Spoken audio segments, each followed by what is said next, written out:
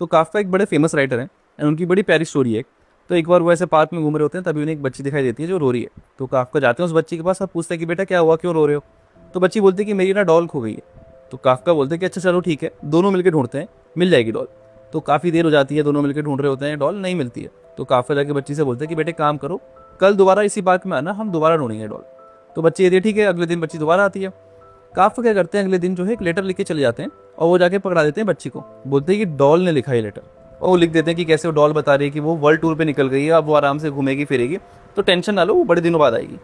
तो जैसी बच्ची वो पढ़ती है, बच्ची खुश हो जाती है। बच्ची बोलती है चलो घूमी नहीं है मेरी डॉल, बस घूमने गई है।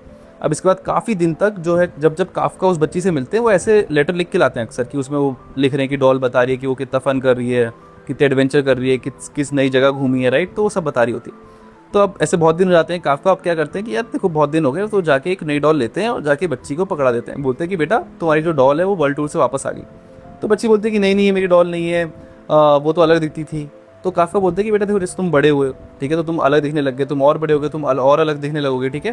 तो जो हमारे एक्सपीरियंसेस हैं, जो हमारे एडवेंचर्स हैं, वो हमें बदल देते हैं। तो उसी तरीके से डॉल भी बदल गई है, बट ये तुम्हारी ही डॉल है।